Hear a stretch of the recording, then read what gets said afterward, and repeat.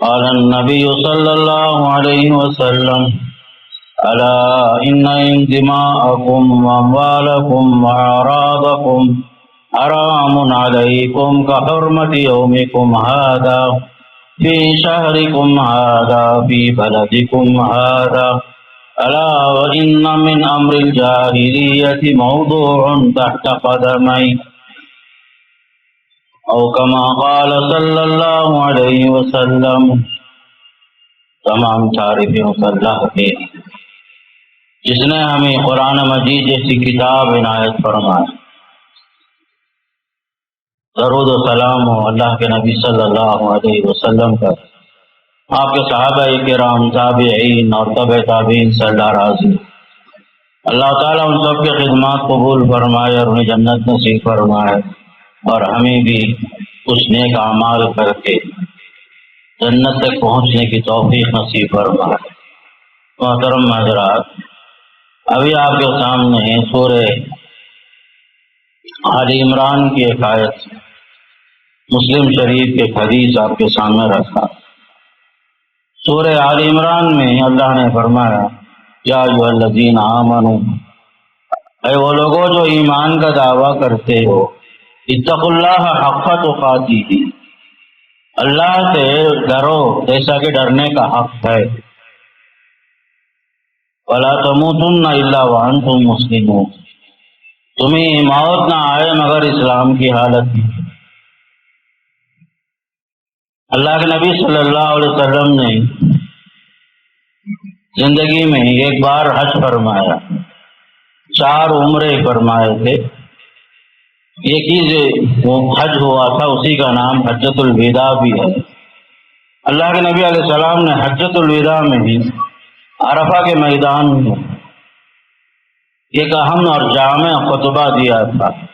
اس خطبے میں آپ نے فرمایا، لوگوں اچھی طرح جان لو، بے شک تمہارا مال، تمہارا خون، تمہاری عزت و آبرو سب محترم ہیں۔ تمہارا مال محترم ہے، تمہاری عزت محترم ہے، تمہارا خون محترم ہے، جیسا کہ آج کا دن محترم ہے۔ یہ مہینہ ذی الحج کا مہینہ ہے، یہ محترم ہے۔ مکہ مکرمہ جیسا محترم ہے، اسی طرح تمہارا خون، تمہاری عزت، تمہاری دولت سب محترم ہے۔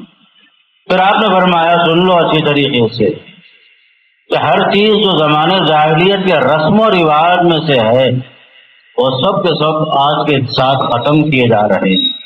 میں اپنے پیروں تلے روند رہا ہوں ہر وہ چیز جس کا تعلق شریعت سے نہیں ہے، لوگوں کے رسم سے، رواج سے، عادتوں سے، تقالید سے ہے، یہ سب کے سب کل عدم قرار دیے جاتے ہیں۔ میرے پاؤں کے نیچے میں اسے روند رہا ہوں فرمایا۔ پھر آپ نے اور ایک بات فرمائی، لوگوں اور ایک بات سن لو، ربا الجاہلیت موضوع، زمانے جاہلیت کا جو طریقہ تھا سودی لین دین کا، سودی لین دین کا، انٹرسٹ لینا دینا، وڈی لینا دینا، یہ سب جو ہیں حرام کر رہا ہوں آج کے دن۔ اور یہ بھی یاد رکھو، وَأَنَّ أَوَّلَ رِبًا أَضَعُ مِن رِبَانَا، ربا امی العباس، اور ہمارے خاندان میں چچا عباس رضی اللہ عنہ کا جو سود کا لین دین کا جو دھندا ہے، میں اسے کل عدم قرار دیتا ہوں۔ ہمارے چاچا اپنے گھر سے میں شروع کر رہا ہوں کہ ہمارے گھروں میں ہمارے چاچا کا جو دھندا تھا سود کا لین دین کا دھندا تھا، اور میں آج اعلان کر رہا ہوں کہ کسی کو جو ہے سود لینے کی ضرورت نہیں ہے ہمارے چاچا عباس ابن عبد المطلب کو، اس لیے کہ میں اپنے خاندان سے اس چیز کو ختم کر رہا ہوں جسے میں لوگوں کو سنانا چاہتا ہوں۔ فرمایا کہ ربا امی العباس، میرے چچا عباس کا جو سود ہے وہ کل عدم ہے، اسے دینے کی ضرورت نہیں ہے۔ اور ایک بات فرمایا، وَإِنَّ دِمَاءَ الْجَاهِلِيَّةِ مَوْضُوعَةٌ، زمانے جاہلیت سے لوگ جو ہیں ایک دوسرے سے لڑائی ہوتے ہوتے جنگ چلتی تھی، ایک دوسرے کے خون کے پیاسے تھے، انتقام لیتے تھے۔ میں وہ جو سلسلہ تھا اسے ختم کر رہا ہوں، وہ بھی ہمارے خاندان کے خون سے۔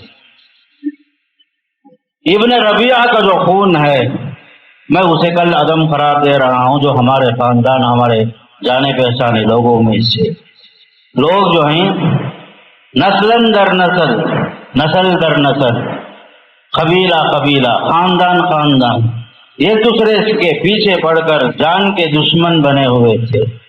ہر قبیلہ دوسرے قبیلے کے جان کا دشمن تھا، انتقام کا جذبہ تھا، دوستیاں ختم تھے، رشتے ختم تھے، صرف انتقام کے لیے لوگ جو ہے ہمیشہ تیار رہتے تھے۔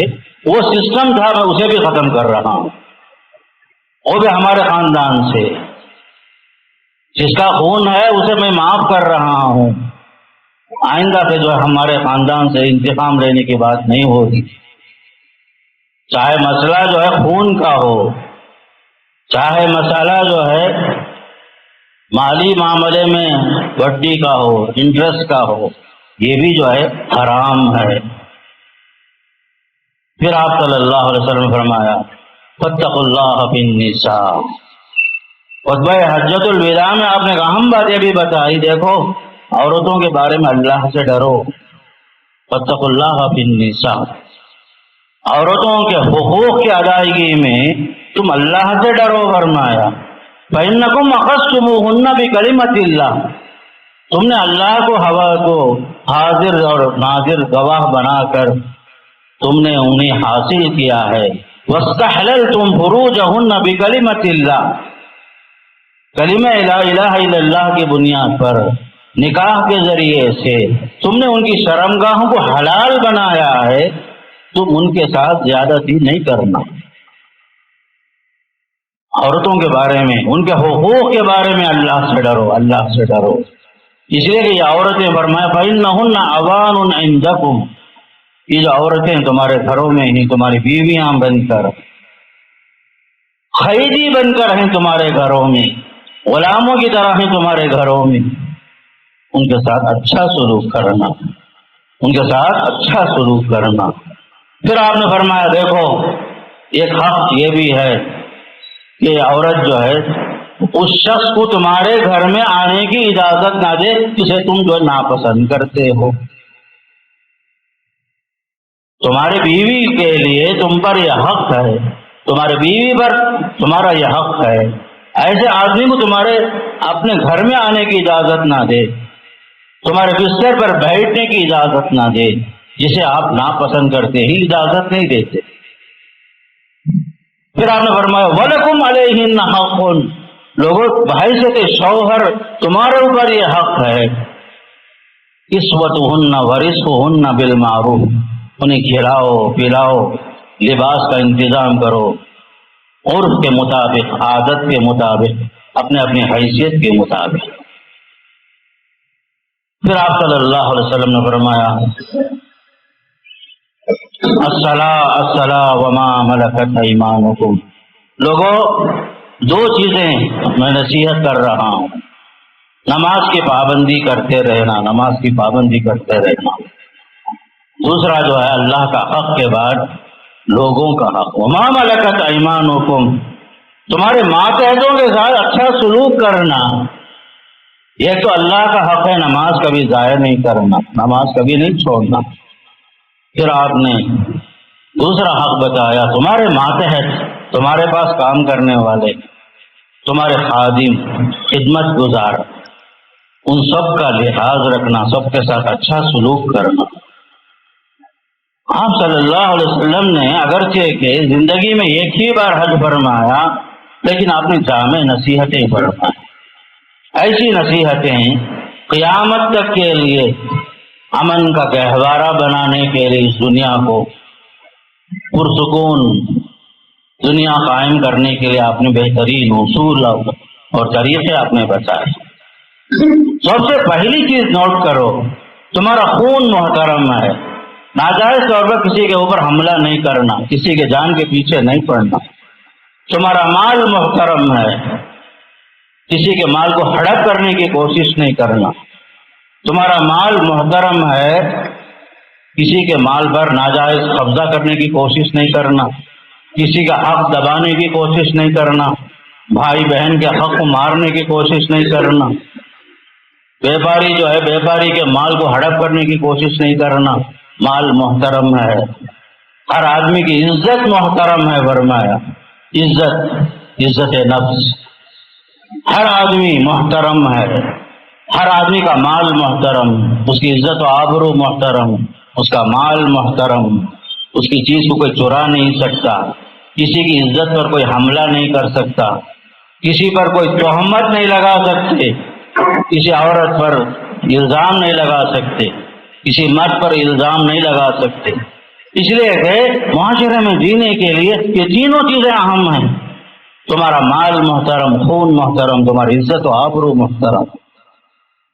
بلکہ آپ صلی اللہ علیہ وسلم نے یہ چیزیں سمجھانے کے لیے آپ نے بتایا، دیکھو کہ کیسا محترم ہے، ذی الحجہ کا مہینہ جیسا محترم ہے، اسی طرح مکہ مکرمہ بلد امین، مکہ مکرمہ بلد امین جس کے اللہ قسم کھایا اسی طرح محترم، یوم عرفہ جس طرح محترم ہے، مکہ مکرمہ جس طرح محترم ہے، اسی طرح تمہارا مال، تمہاری عزت سب محترم۔ کسی کے مال کو ہڑپ کرنے کی کوشش مت کرو، کسی کی عزت پر حملہ مت کرو، کسی کے خون کے پیچھے مت پڑو، انتقام لینے سے معاف کرنا بہتر ہے، فرمایا۔ پھر آپ نے اور ایک حدیث میں بتایا، آپ صلی اللہ علیہ وسلم کعبے سے مخاطب ہیں، کعبے کو دیکھ کر بول رہے ہیں صلی اللہ علیہ وسلم، فرمایا اے کعبہ تو کیا ہی عظیم الشان ہے، اے کعبہ تو کیا ہی عظیم الشان ہے، پوری دنیا تیرے پاس آ کر تیرا آس پاس چکر لگاتی ہے، طواف کرتی ہے، سب کچھ ہے، سب کے دلوں میں تیرا احترام، تیری عزت سب کچھ ہے، ماں اعظموں کی، ماں اعظم شانوں کی، تو کیا عظیم الشان ہے، تیرا مقام اور مرتبہ کیا بلند ہے۔ پھر فرمایا ایک مسلمان کا عزت و احترام تجھ سے بڑھ کر ہے، فرمایا کعبے سے بھی بڑھ کر ہے محمد، ایک مسلمان کی عزت، مسلمان کا احترام، مسلمان کی عزت و آبرو جو ہے کعبے سے بھی محترم ہے، آپ صلی اللہ علیہ وسلم۔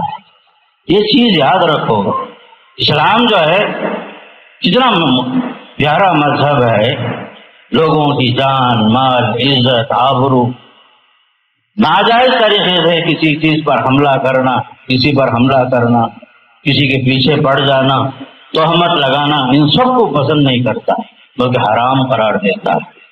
ہر شخص محترم ہے، اپنے اپنے مقام پر ہر آدمی محترم ہے، چاہے حیثیت اس کی کچھ بھی ہو، مالی حساب سے، خاندانی حساب سے، لیکن ہر مسلمان قابل احترام، کلمہ اسے جو ہے قابل احترام بناتا ہے، قابل عزت بناتا ہے، اس کی عزت و آبرو کی حفاظت ضروری قرار دیتا ہے۔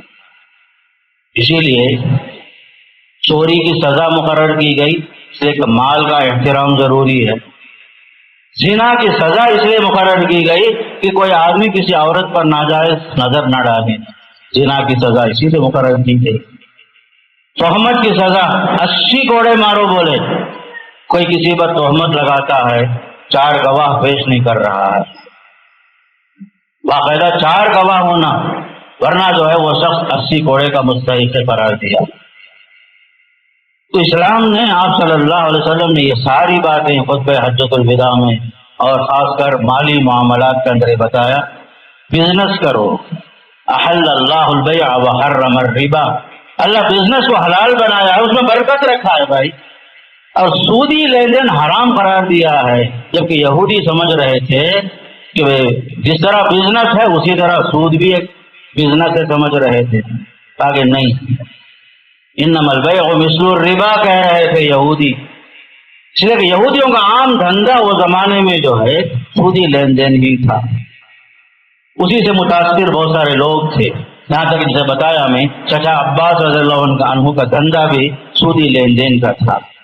سن 8 ہجری میں مکہ فتح ہوا، آپ صلی اللہ علیہ وسلم نے تقریباً 10 ہجری میں حج فرمایا، اس وقت آپ صلی اللہ علیہ وسلم نے اسلام کی بنیادی باتیں آپ نے بتائی کہ سودی لین دین سے بچو، یہ سود جو ہے حرام چیز ہے، اپنے معاملات کو صاف رکھو، بزنس کرو یا نوکری کرو۔ نوکری بھی جو ہے اس زمانے میں انبیاء نے بھی نوکری کی ہے، بکریاں چرائے ہیں، بکریاں بھی چرائے انبیاء، بزنس بھی کیے، تجارت بھی کیے، ہاتھ میں ہنر بھی تھا ہمارے انبیاء کے پاس، اپنے ہاتھ میں ہنر تھا۔ کوئی جو ہے بڑائی کا کام کرتے تھے، کوئی لوہار تھے، لوہار بھی تھے، بڑائی کا کام کرتے تھے، اپنے ہاتھوں سے محنت کرتے تھے۔ داؤد علیہ السلام کی بڑی تعریف آئی حدیث میں، داؤد علیہ السلام کے اچھے بندے تھے، وقت کے نبی، وقت کے بادشاہ، اپنے ہاتھ کی کمائی سے کھاتے تھے۔ یہ سب جو ہیں اسلامی تعلیمات، خاص کر کے معاشرے کو ہر قسم کے سودی کاروبار سے، سودی لین دین سے بچانے کے لیے اسلام آیا۔ لوگ اس زمانے میں جس طرح آج کے زمانے میں سود میں ملوث تھی، سودی کاروبار میں ملوث تھی، وہ زمانہ ایسا بھی تھا، وہ زمانے میں بھی تھے لوگ، لیکن آپ صلی اللہ علیہ وسلم نے اس کو حرام قرار دے کر بتایا اس کے قریب مت جانا، بلکہ آپ نے ایک چھوٹی سی مثال دے کے بتایا کہ سودی کاروبار کی مثال ایسے ہے، اس کے گناہ کی آپ نے حیثیت بتائی۔ دیکھو کیا کوئی آدمی ایسا بھی ہے، ایسا بد نصیب اور بدبخت ایسا بھی ہے جو اپنی ماں کے ساتھ منہ کالا کرے؟ کوئی بھی آدمی برداشت نہیں کرے گا، سننا بھی برداشت نہیں کرے گا۔ آپ نے فرمایا سود اس سے بھی بدتر ہے، فرمایا ایک آدمی کا اپنے ماں سے منہ کالا کرنا، بدکاری کرنا، فرمایا اس سے بدتر ہے، خاص کر یہ سودی معاملات ہیں۔ میں اس لیے بات ذرا بتا رہا ہوں کہ ہماری زندگی میں سود چاہتے ہوئے بھی آ گیا ہے، نہیں چاہتے ہوئے بھی آ گیا ہے۔ ہر معاملے میں لون لون لون، بینک میں جا کے دیکھو لائن میں کھڑے رہتے لوگ، فائنانس کمپنی میں دیکھو ہر آدمی برابر شریک رہتا، باقاعدہ اس کے لیے بھی، گواہ کے لیے بھی لوگ تیار رہتے دستخط ڈالنے کے واسطے۔ سود سے بچو، سودی کاروبار، سودی لین دین، چاہے ہمارا بزنس، ہمارا گھر چھوٹا ہی کیوں نہ ہو، لیکن سود اچھی چیز نہیں ہے، حرام چیز ہے۔ اور کبھی یاد رکھو حرام میں اللہ برکت نہیں رکھا ہے، اللہ نے حلال میں ہی برکت رکھا ہے۔ کم سے کم ہی معاملہ ہمارا آگے بڑھے، لیکن حرام کے ذریعے سے ترقی کرنا، بزنس بڑھانے کے نام سے، گھر بڑا کرنے کے نام سے، بچوں کو شادی کرنے کے نام سے آدمی جو ہے لون میں جا کے گرفتار ہوتا ہے۔ مارواڑیوں کے پاس بھی کئی مارواڑیوں کے پاس جو ہے مسلمانوں کے بانڈ پیپر ملیں گے، پترم ملیں گے۔ بچو خاص کر کے حرام سودی لین دین سے، سودی لین دین یہ سب جو ہیں، بلکہ بعض لوگ جو ہیں پیسہ رکھ لے کر بیٹھے رہتے ہیں، بزنس بھی نہیں کرتے، صاحب بولتے ہیں میرے پاس 5 لاکھ روپے ہے، 3 لاکھ روپے ہے، کوئی بھی لے کر جاؤ، ہر مہینہ مجھے 5,000 دو، 10,000 دو، چاہے تمہارا بزنس چلے یا نہ چلے۔ یہی تو حرام ہے، یہی تو سود ہے۔ بزنس میں فائدہ بھی ہوتا ہے، نقصان بھی ہوتا ہے، لیکن فکسڈ کر لینا مجھے نفع ہر حال میں چاہیے۔ بعض جگہوں کے اصطلاح میں لوگ اسے ملائی بولتے، مجھے ملائی چاہیے، وہ میرا کیپٹل محفوظ رہے گا، ہر مہینہ مجھے جو ہے پیسے چاہیے۔ ایسے بھی لوگ ہوتے ہیں، حلال حرام کی تمیز بھی ختم ہو گئی۔ بعض حضرات جو ہیں بینک میں فکسڈ ڈپازٹ میں رقم رکھ کر کے اس میں سے فائدہ اٹھانا چاہتے ہیں۔ فکسڈ ڈپازٹ کیا ہے؟ وہ بھی سود ہی تو ہے۔ ہمارا جو معاملہ ہے بینکوں کے ساتھ مجبوری میں جائز ہے، ورنہ بینک جو قائم ہے سود پر قائم ہے۔ ہم لوگ انشورنس کو کیوں حرام قرار دیتے ہیں؟ انشورنس جو ہے پورا بنیاد سود پر قائم ہے، لیکن انشورنس والا جو ہے انٹرسٹ بولنے کے بجائے وہ باقاعدہ بونس کا نام دیتا ہے۔ حرام کا نام بدلنے سے وہ حلال نہیں ہو جاتا، حرام حرام ہی ہے، لیکن لائف انشورنس والا یا LIC والا جو ہے نفع کے نام سے کیا بولتا ہے؟ بونس بولتا ہے۔ بونس سب نہیں ہوتا، باقاعدہ جو ہے LIC والے لاکھوں کروڑوں میں لوگوں کو قرض دیتے ہیں، سود پر قرض دیتے ہیں، حکومتوں کو بھی قرض دیتے ہیں۔ بنیاد جو ہے سود پر قائم ہے، اسی لیے ایسے کاروبار کرنا۔ بعض لوگ بولتے مولوی صاحب رشتہ آیا ہے، بچہ جو ہے بینک میں بڑے عہدے پر ہے، حرام ہے۔ چاہے نوکری اس کی جو ہے 50,000 کی ہو، 60,000 کی ہو، معاملہ کون سا ہے؟ حساب لکھنے کا، وہ بھی حرام۔ یا اس میں ڈرائیور بن کر کام کر رہا ہے، اسسٹنٹ بن کے کام کر رہا ہے، یا اس میں گیٹ کیپر بنا ہوا ہے، تو سود جو ہے ہر لحاظ سے تعاون کرنا، جس طرح شراب کے معاملے میں حدیث میں آیا نا، شراب بنانے والا، نچوڑنے والا، شراب کا حساب و کتاب لکھنے والا، پہنچانے والا، ذریعہ بننے والا، وسیلہ بننے والا، گواہ بننے والا، سب جو ہیں یہاں سے وہاں تک حرام میں ملوث ہوتے۔ 1400 سال پہلے بولے صلی اللہ علیہ وسلم، یاتی علی الناس زمان، لوگوں پر ایک ایسا زمانہ آئے گا، لا یبالی المرء اخذ من الحلال ام من الحرام، آدمی پرواہ بھی نہیں کرے گا مال کہاں سے آیا، حرام سے آیا حلال سے آیا۔ یہاں تک کہ ہمارے ماں باپ کا بھی حال ایسا ہے، ہمارے والدین کا، بچے کہاں سے کماتے ہیں، کیسا کماتے ہیں، پوچھتا بھی نہیں کوئی بھی، بڑی اماؤنٹ آ رہی ہے، ہاں الحمدللہ، فوراً حج کے لیے تیار، عمرے کے لیے تیار، وہ کمائی کہاں سے آ رہی ہے وہ پوچھنا بھی نہیں چاہتے، بلکہ جو ہے اپنی ٹھاٹ پھاٹ کی زندگی، لائف آف اسٹائل کو چینج کرنا چاہتے ہیں بچوں کی حرام کمائی سے بھی، اس کے لیے بھی عمرہ کرنے تیار، بار بار عمرہ کرنے تیار، بار بار حج کرنے تیار۔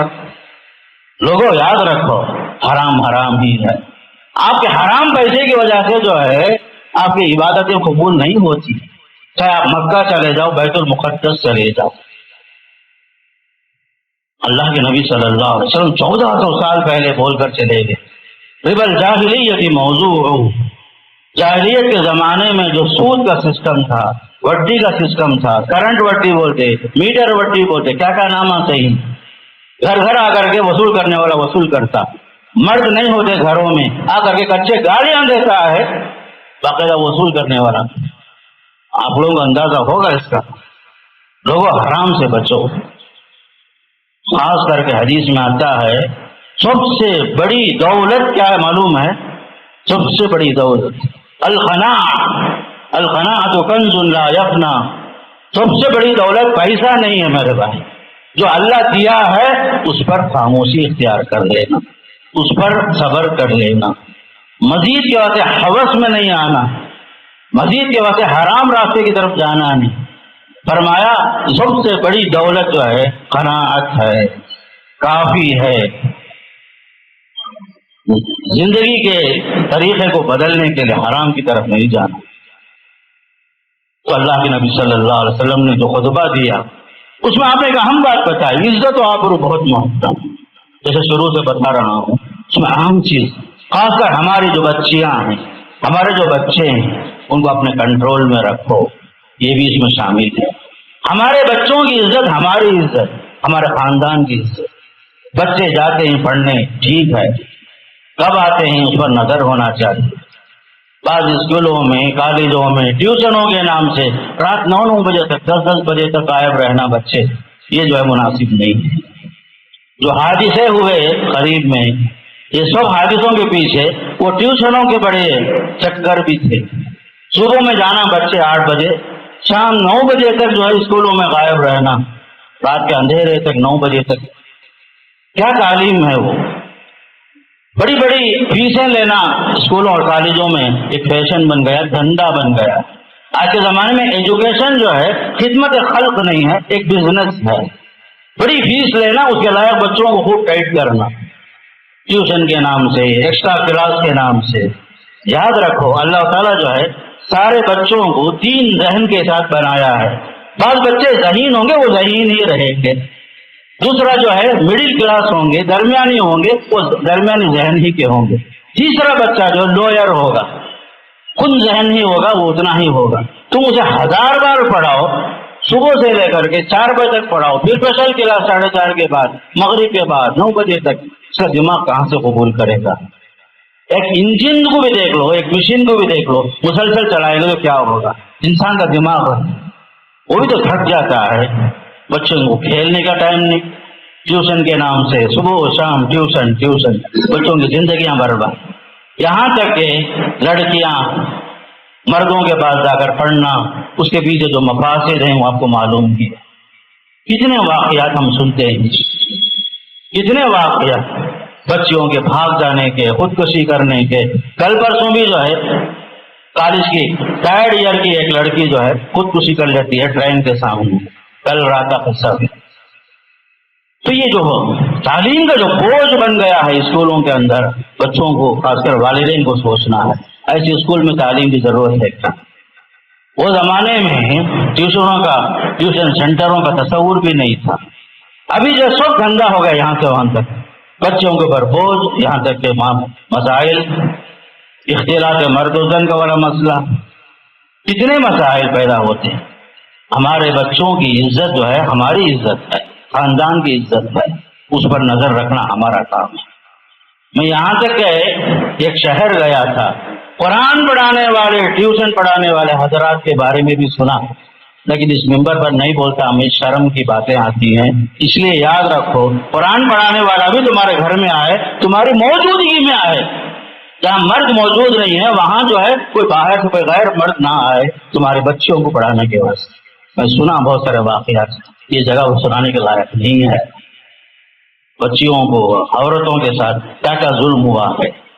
اس لیے ٹیوشن کے نام سے جو بربادیاں ہیں معاشرے کے اندر، یاد رکھو ہماری عزت اہم ہے، عصمت و عزت اہم ہے. اس لیے کہ ایک بار عزت جاتی ہے تو بار بار یہ عزت لوٹتی نہیں ہے، بدنامی ہمیشہ کے لیے ہو جاتی ہے. بچوں کو پڑھاؤ ضرور، لیکن نگرانی ہو، چاہے وہ قرآن پڑھاؤ چاہے اور کوئی سبجیکٹ پڑھاؤ، لیکن تمہاری نظروں میں ہو، تمہاری آنکھوں کے سامنے ہو. اس لیے کہ ہماری عزت محترم ہے. اس لیے کہ اللہ کے نبی نے فرمایا مسلمان کی عزت، آبرو، دولت سب محترم ہے، کعبے سے بڑھ کر ہے جو فرمایا. اس لیے میں اس پر زور دے رہا ہوں. جہاں صرف پڑھانے والے جو ہے لڑکے ہی لڑکے ہوں، پڑھنے والے لڑکیاں ہی لڑکے ہوں، یہ مفاسد سے خالی نہیں ہوتا، مفاسد سے خالی نہیں ہوتا. لڑکیوں کو لڑکیاں پڑھائیں، مردوں کو مرد پڑھائیں، اسی میں عافیت ہے. اس لیے کہ ہماری عزت و آبرو محترم ہے. ہمارے بچے ہمارے لیے جگر کے ٹکڑے ہیں. اس لیے خاص کر چاہے وہ مدارس ہوں، مکاتب ہوں، چاہے وہ مساجد ہوں، ہر جگہ میں بچوں پر نظر رکھنا، ہر جگہ CCTV کیمرہ بھی سامنے ہو، یہ آج کے زمانے میں بہت ضروری ہے.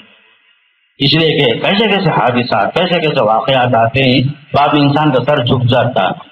شرم سے آدمی جو ہے خودکشی کرنا چاہتا ہے، خاص کر غیر مسلم. اتنے لوگ خودکشی کر لیتے ہیں محض عزت جانے کی وجہ سے. دوستو اہم چیز یہی ہے، پیارے نبی صلی اللہ علیہ وسلم 1400 سال پہلے ہمارے لیے کچھ گائیڈ لائن دے دیے ہیں. تمہارا مال محترم، تمہاری عزت محترم، تمہارے بچے محترم، تمہاری عزت و آبرو محترم، عورتوں کے ساتھ اچھا سلوک کرنا، ان کا حق ادا کرنا، ان کے اوپر زیادتی نہیں کرنا. جب آپ نے یہ سب باتیں بتائی، بتانے کے بعد صحابہ سے آپ نے اقرار لیا. صحابہ سے پوچھے هل بلغت، کیا میں نے جو ہے اللہ کا پیغام آپ لوگوں تک پہنچا دیا کہ نہیں پہنچایا؟ صحابہ نے کہا بلغت، اے اللہ کے نبی آپ نے پہنچا دیا. ادیت الامانہ، امانت کو آپ نے ادا کر دیا. ونصحت الامہ، امت کو آپ نے خیر خواہی فرمائی. 3 باتیں صحابہ نے گواہی دی. اے پیارے نبی صلی اللہ علیہ وسلم، آپ نے اپنا ذمہ پورا کر دیا، اللہ کا پیغام پہنچا دیا، امت کی خیر خواہی کر دی. وترکتنا علی محجۃ بیضاء، آپ نے ہمیں ایسے سیدھے راستے پہ چھوڑا ہے، لیلھا کنہاریھا، اس کی راتیں دن کی طرح ہیں فرمایا. یہ ہیں صحابہ کرام جنہوں نے گواہی دی پیارے نبی صلی اللہ علیہ وسلم کی اس نصیحت کے بعد. یہی چیز میں آپ کے سامنے رکھتا ہوں، یہی چیز اہم ہے. خاص کر آخری جو وصیت ہے، الصلاۃ وما ملکت ایمانکم، نماز نماز نماز. کہیں بھی رہو، سفر میں بھی رہو، نماز. بیمار بھی ہیں تب بھی نماز پڑھنے کی کوشش کرو، یہاں تک کہ آپ کا ہوش اڑ جائے، ہوش ختم ہو جائے، بے ہوش ہو جائے آدمی، تب تک نماز نماز نماز. سفر میں، حضر میں، تجارت میں، نوکریوں میں. ایسی نوکری کی ضرورت نہیں ہے جہاں نماز پڑھنے کی اجازت نہ ہو. ایسی تعلیم کی ضرورت نہیں ہے جہاں تعلیم میں، خاص کر بعض کالجوں میں جمعہ پڑھنے کی بھی اجازت نہیں ہمارے بچوں کو. ایسی تعلیم کی ضرورت نہیں ہے. ایسے ادارے تلاش کرو جہاں ہمارے لیے اپنے مذہب پر آزادی ہو، جمعہ پڑھ سکے ہمارے بچے. آپ کی نوکری میں باقاعدہ نماز کا انتظام ہے، الحمدللہ. اگر نوکری کے ساتھ نماز میں اگر رکاوٹ ہے تو آپ اس چھوڑ دیجئے، اللہ کا وعدہ ہے وَمَن يَتَّقِ اللَّهَ يَجْعَل لَّهُ مَخْرَجًا۔ اگر آپ اللہ کی خاطر ایک حرام کام کو چھوڑ دیں گے، ایسے کام کو، اللہ راستے کھولے گا، وَيَرْزُقْهُ مِنْ حَيْثُ لَا يَحْتَسِبُ۔ اللہ روزی ایسے راستے سے دے گا آپ سوچ بھی نہیں سکتے، خود اللہ کا وعدہ ہے۔ اس لیے نماز میں کوئی چیز رکاوٹ نہ بنی، نہ نوکری، نہ تعلیم، نہ سفر، نہ آپ کی مشغولیت، نہ آپ کے گھر کی خوشیاں، نہ آپ کے گھر کا غم، کوئی بھی چیز رکاوٹ نہ بنے۔ الصلاۃ الصلاۃ۔ دوسری بات وما ملکت ایمانکم، اپنے سے جو نیچے جو ماتحت ہیں ان کے ساتھ اچھا سلوک کرو، اچھا سلوک کرو، آمرانہ انداز نہ ہو، اخلاق فاضلہ ہو، حسن سلوک ہو، لوگوں کے ساتھ اچھا برتاؤ ہو۔ اسلام یہی چاہتا ہے، آپ صلی اللہ علیہ وسلم نے یہی نصیحت فرمائی۔ انہی باتوں کے ساتھ میں اللہ سے دعا کرتا ہوں، اللہ مجھے بھی آپ سب کو بھی ان سنی ہوئی باتوں پر عمل کرنے کے اللہ توفیق نصیب فرمائے، اللہ جب تک رکھے، عزت و آبرو کی حفاظت کرنے کی توفیق نصیب فرمائے، ایمان کی حفاظت کرنے کی توفیق نصیب فرمائے، ایمان کے ساتھ عمل صالح کی توفیق نصیب ہو، اللہ سب کو خاتمہ بالخیر نصیب فرمائے۔ اقول قولی ھذا استغفر اللہ لی ولکم ولسائر المسلمین من کل ذنب فاستغفروہ انہ هو الغفور الرحیم۔